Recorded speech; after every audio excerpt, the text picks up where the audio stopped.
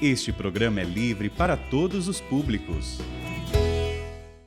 Nós vamos fazer o estudo bíblico hoje de Atos 5, de 12 a 16. Então vamos rezar, porque precisamos pedir o Divino Espírito Santo que ilumine a nossa inteligência para compreendermos o que o Senhor quer nos falar pela palavra.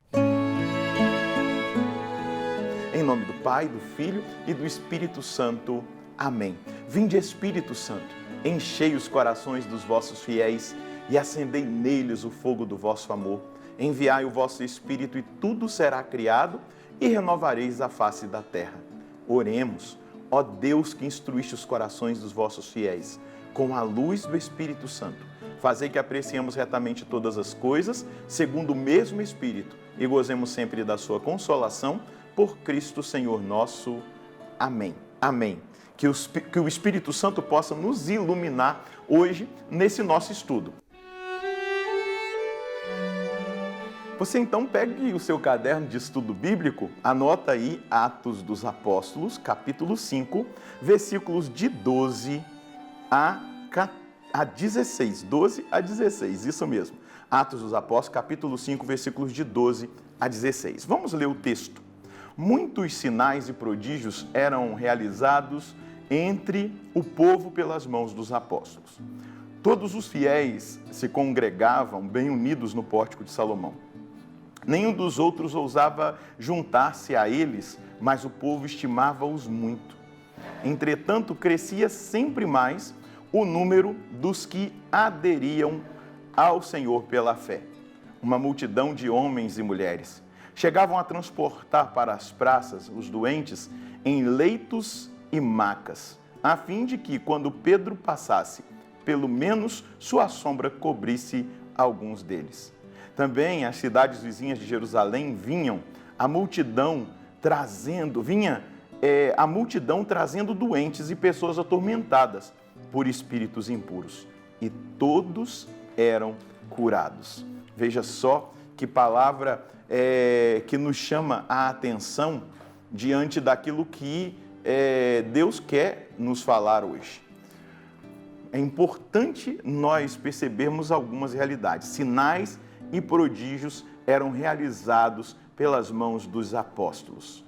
E ali, no pórtico de Salomão, onde era um encontro de Jesus com os discípulos, e depois passou também a ser um lugar onde os apóstolos, na igreja primitiva, se reuniam com os cristãos. Então, no pórtico de Salomão, eles ensinavam, ali eles catequizavam, ali eles falavam do nome de Jesus, e muitos juntavam-se a eles, um número crescente aderia ao Senhor pela fé. E aqui está algo importante, um ensinamento importante para nós.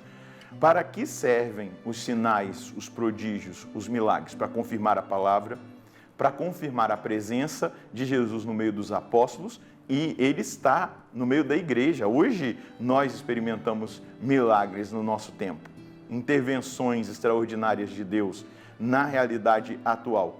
Mas para que serve também esses milagres? Para provocar a fé.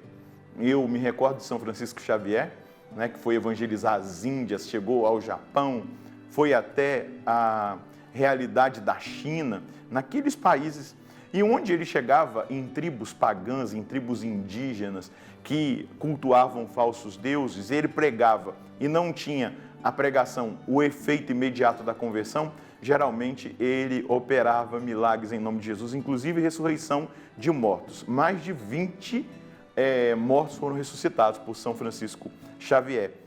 E muitas vezes em aldeias ele falava, quando foi que a última pessoa morreu? Onde ela está enterrada? Mandava desenterrar e ressuscitava. E ali aconteciam conversões em massa. São Bernardo de Claraval não foi diferente. Uma vez ele foi chamado para tentar resolver uma questão de uma heresia que tinha tomado conta de uma diocese, e ele pregou, a catedral estava lotada, e São Bernardo pregou e não viu o resultado daquilo que foi o ensinamento, a exortação para vencerem aquela heresia. E aí, do púlpito, Bernardo falou, vocês tragam pães, que na próxima pregação eu irei abençoar esses pães, as pessoas que estiverem doentes, vocês vão levar esses pães para essas pessoas e elas ficarão curadas. Muitos zombaram dele, inclusive o bispo gritou, o bispo titular da diocese, não, só aqueles que acreditarem serão curados. E Bernardo falou, não, todos serão curados. Ele abençoou os pães, foram levados aos doentes, aos endemoniados, às pessoas que necessitavam, elas comeram e foram totalmente curadas. E naquele momento aconteceu a adesão de fé. A adesão de fé à sã doutrina, a adesão de fé à palavra. E aí nós vemos aqui refletido para que servem os milagres, os sinais, os prodígios. A gente não deve ficar correndo atrás somente de ações sobrenaturais, nesse sentido, de milagres. A gente precisa buscar o Deus que faz esses milagres. Claro, Ele faz na hora que Ele quer e eu tenho experimentado muito isso no meu ministério, eu tenho visto muitos testemunhos. Quando a gente reza, as pessoas se abrem, a graça acontece, mas o que nós mais precisamos entender é que é só um meio o milagre. O fim é a adesão a Jesus Cristo. O fim é a aceitação da fé. O fim é a adequação da vida à palavra.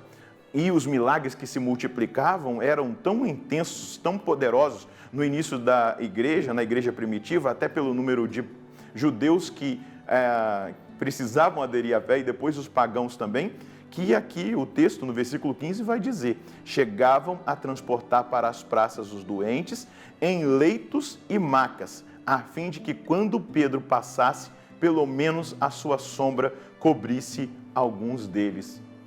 Olha só a força e o poder de Deus. Não era simplesmente a sombra de Pedro, era o Deus que estava em Pedro. E esse Deus, esse Jesus, essa força do ressuscitado, que estava no príncipe dos apóstolos, no chefe da igreja, provocava, essa presença gerava, essa presença fazia acontecer esses milagres. Com o intuito, eu volto a dizer, de atrair para a fé, para que essas pessoas experimentassem verdadeiramente o caminho da salvação. E nós vemos exatamente isso, esse poder de Deus que se manifesta. Jesus, quando em Mateus 16, ele indica o caminho da evangelização, ele mostra lá os sinais que acompanhariam aqueles que creem. Falariam em línguas estranhas, expulsariam demônios, se pegarem em serpentes ou beberem venenos não seriam atingidos e aos enfermos que eles impusessem as mãos ficariam curados. E Jesus ali, naquele final, no envio apostólico, ele vai dizer, que são esses os sinais. E o texto termina dizendo que a pregação apostólica, ela era confirmada pelos sinais, os milagres e os prodígios. E aqui nós precisamos colher a mensagem que Deus tem para nós. A mensagem que Deus tem para nós hoje, a partir desse texto, é esse amor incondicional de Deus pela humanidade. Deus que desceu da sua condição divina, assumiu a nossa natureza e continua agindo na sua força salvífica para que muitos de nós, aqueles que ainda não aderiram, aqueles que ainda não aceitaram, possam aceitar. E ele se utiliza desse poder milagroso, curador, para atrair, para despertar a consciência. Quantas famílias convertidas por conta de um milagre que aconteceu? Quantas pessoas que estavam afastadas, que voltam para o seio da igreja diante de uma experiência feita numa novena, num cerco de Jericó, numa oração carismática. Nós temos aí na Canção Nova inúmeros, milhares e milhares de testemunhos. Então a mensagem de Deus é essa, o amor que atrai pelos sinais e prodígios com o intuito da salvação das almas. E é importante a gente entender algo, o foco é a salvação, a finalidade é a salvação. Milagre não salva ninguém. Milagre não salva ninguém. Eu fui curado de um câncer. Glória a Deus. A gente dá glória a Deus, aplaude, glorifica a Deus, mas a cura física, ela não promove salvação. Ela é só um meio para nos atrair ao Salvador e nos levar a essa experiência. E o que é a força desse amor que atrai pelos sinais, os prodígios com o intuito da salvação das almas? É exatamente esse o ministério de Jesus. O Pai enviou o Filho para salvar a humanidade. E dentro dessa mensagem, nós precisamos entender exatamente isso. O Senhor quer nos levar à experiência da salvação. O Senhor quer nos levar à experiência da salvação. Isso precisa ficar muito claro para que a gente possa dar os passos. Como aplicar isso na vida? Nossa, mas Deus me ama, Deus me atrai, Deus quer a minha salvação. O que eu preciso fazer? Nossa, mas Deus me ama, Deus me atrai, Deus quer a minha salvação. O que eu preciso fazer? Eu preciso buscar a docilidade para deixar-me tocar pelo chamado de Deus. Ele vem por uma iluminação, ele vem por um sinal, um prodígio, um milagre. Ele vem a partir de uma pregação que nos toca, um estudo bíblico, como agora nós estamos fazendo. Nós somos tocados e a partir daí levados a experimentar essa graça da salvação. A palavra, ela sempre transforma-se em oração na nossa vida. Nós nunca podemos ler um texto bíblico, meditar nele, colher mensagem, determinar-nos na aplicação, se isso não nos levar à oração. Então vamos orar, vamos pedir ao Senhor que nos alcance pela força da palavra. Senhor, a força desse amor que opera milagres, que faz maravilhas, que liberta de opressões, é a força de um amor que nos atrai para esse caminho de salvação, nos atrai para essa experiência maravilhosa contigo, essa experiência, Senhor Deus, de sermos tratados por um Deus que quer exatamente nos levar a essa experiência maravilhosa da salvação, a salvação que o Senhor veio nos trazer. O Senhor se encarnou na nossa carne, recebeu a nossa condição humana, na sua divindade, 100% homem, 100% Deus. O Senhor trouxe a palavra do Pai, nos revelou a palavra do Pai, mas pelos milagres, pelos sinais, os prodígios, nós entendemos que esse amor nos atrai. Existe um objetivo, Senhor, existe uma finalidade em operar maravilhas, em curar, é exatamente atrair-nos. Quantos testemunhos hoje de pessoas alcançadas pela sua graça nos atraem mais para Ti? E hoje, Senhor Deus, o que nós queremos é aderir a essa salvação, aderir ao Seu senhorio, dizer que o Senhor é o Senhor da nossa vida, que nós queremos essa salvação que o Senhor veio trazer. Que tudo aquilo que na nossa vida precisa, Senhor Deus, de uma ação sobrenatural do Senhor, nós estamos abertos. E eu peço humildemente ao Senhor, se existem pessoas agora que ao ouvirem a palavra, ao perceberem essa ação, possam crescer em fé, se estavam com uma fé morna, uma fé desanimada, se estavam num abatimento espiritual, possam ser revigoradas agora na fé.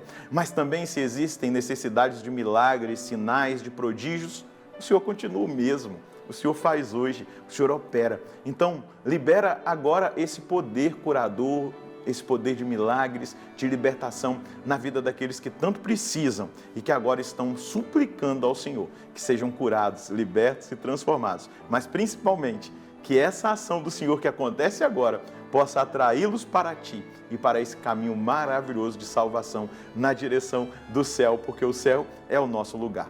Muito obrigado, Senhor, pela Sua presença, pela Sua palavra, pela Sua instrução de hoje. E a nossa vida continua escondida em Ti, onde nós temos segurança, fortaleza para seguirmos em frente na nossa caminhada. Muito obrigado, nosso Senhor e nosso Deus. Glória ao Pai, ao Filho e ao Espírito Santo, como era no princípio, agora e sempre. Amém. Eu tenho certeza que você que está fazendo o estudo bíblico dos Atos dos Apóstolos está fazendo uma experiência com essa palavra, ver a ação do ressuscitado na vida dos apóstolos, na comunidade primitiva. Mas você também experimenta hoje, nesse tempo apostólico. Nós temos os apóstolos, os bispos no nosso meio. O Papa São Pedro está presente no nosso meio, na figura do Papa Francisco. Ele é Pedro para nós. Nós podemos experimentar essas maravilhas, mas sabendo, Deus te tocou, Deus fez em você algo maravilhoso, é para te atrair para mais perto, para você experimentar esse amor e continuar nesse caminho de salvação. Que Deus abençoe você e a sua família. Nós nos encontramos, se Deus quiser, no próximo programa, no nome do Pai, do Filho e do Espírito Santo. Amém.